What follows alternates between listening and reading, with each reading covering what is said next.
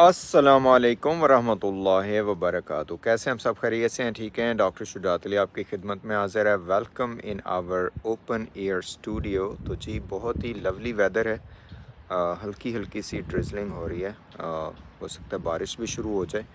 थोड़ा थोड़ा तो अभी हो रहा है, बहुत ही बूंदाबांदी सी। लेकिन मैंने कहा कि बड़ा लवली वेदर है तो यहाँ पे बैठ के थोड़ा सा खड़े होके बात करते हैं। थोड़ा सा सैड भी सिचुएशन है, और वो इस वजह से कि जो हालात हमारे सामने नज़र आ रहे हैं पंजाब पुलिस के, और जो कुछ ये पिछले कुछ दिनों में सामने आया, क्या नाम है उसका, हमारे जो कंपनी बहादुर हैं, साहब बहादुर हैं, उन्होंने जो अपनी ताकत का मुजाहरा दिखाया। कहते हैं कि वो सुल्तान सलाहुद्दीन अयूबी बने हुए थे वो लोग।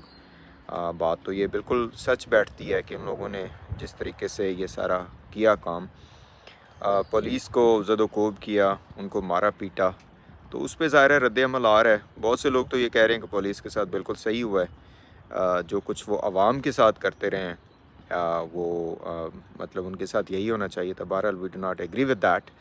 इस पे जो सहाफ़ी हैं अपने सिद्दीक़ जान साहब, उन्होंने कहा है कि 95% अवाम जो है वो पुलिस के साथ नहीं है, बल्कि खुश हो रहे हैं कि अच्छा हुआ। उसकी वजह यह है कि जो पुलिस ने पिछले 2 साल में या उससे भी पहले जिस तरह का एक वो किया है, किरदार अपना पेश किया है लोगों के सामने, और जिस तरीके से लोगों का इस्तेहसाल किया है, उनके घरों को तोड़ा है, उनके जायदादों को तबाह किया है, ख़वातीन के ऊपर जुल्म किया है, बच्चों के ऊपर जुल्म किया है, सबके ऊपर किया है। अभी ये पिछले कुछ दिनों पहले मैं वो एक रैली जो हो रही थी, तो उसमें देख रहा था कि एक बंदे को किस तरीके से, किस बेदर्दी के साथ ये गाड़ी से उतार रहे थे। तो ये सारा कुछ लोग भूले नहीं हैं, तो इस वजह से लोग बड़ा खुश हो रहे हैं। लेकिन ये बाइस से शर्म और नंगवार है ये सारी सूरत हाल पूरी कौम के लिए, मैं समझता हूँ। और उसकी वजह ये है कि जब आप कौमों की ज़िंदगी में देखते हैं कि वो लॉ एंड ऑर्डर को किस तरह फ़ॉलो करते हैं, तो ये उसकी एक मिसाल है। हुआ ये सारा क्यों? इस वजह से कि कोई बंदा भी लॉ और ऑर्डर और वैल्यूज़ को वो नहीं करता।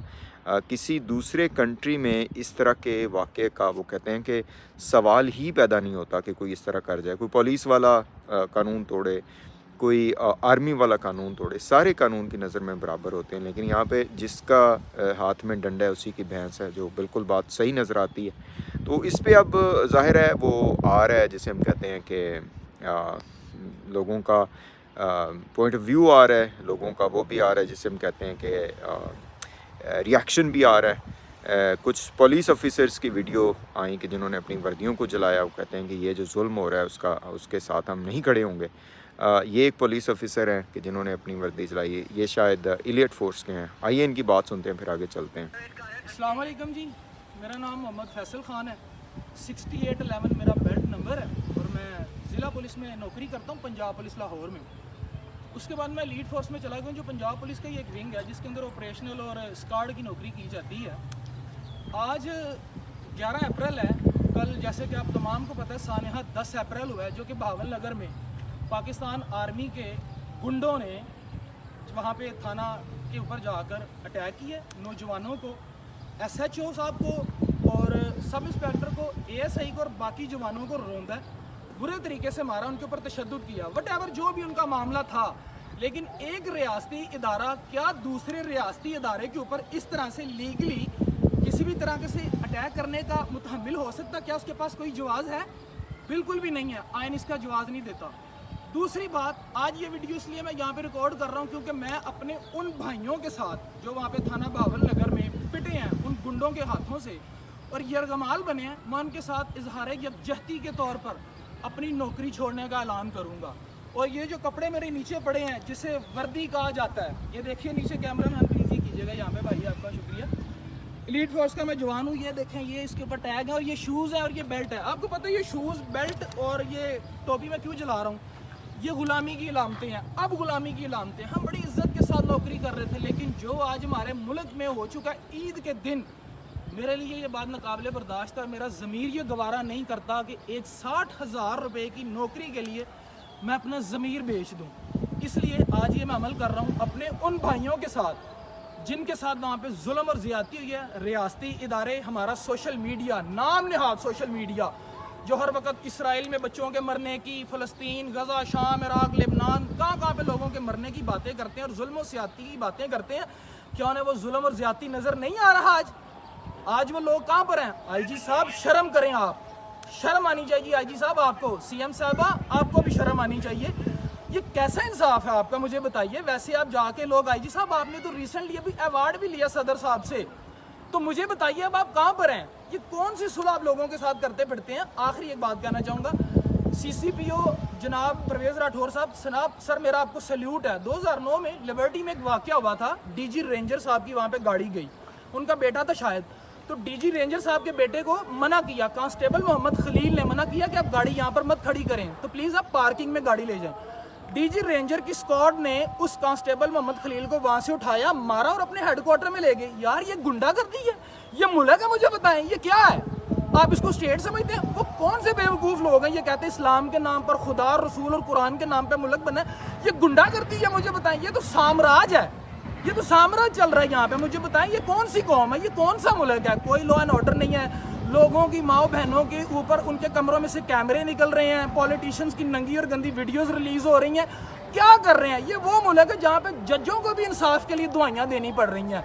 मेरे लिए ये बात, मेरे लिए नाकाबिले बर्दाश्त है। बहरहाल मैंने आज अपने डिपार्टमेंट के साथ अपना इज़हार यकजहती के लिए ये स्टेप उठाया है कि मैं कह रहा हूँ अब इस महकमे में मज़ीद नहीं रह सकता। आप बिलीव कीजिए, मेरा 1.5 माह का बच्चा है।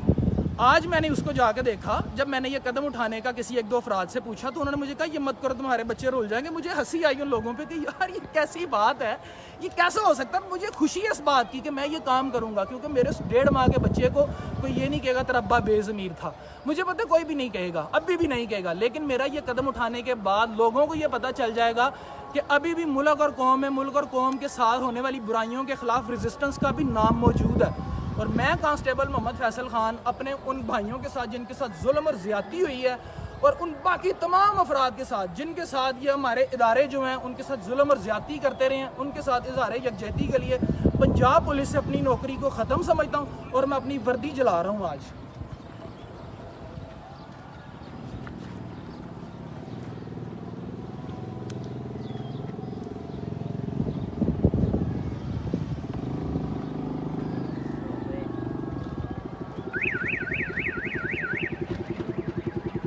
जी, तो देखा आपने कि वाक़ई इमोशनल बात है ये। ज़ाहिर है उनका जब महकमा ही उनके साथ नहीं खड़ा होगा।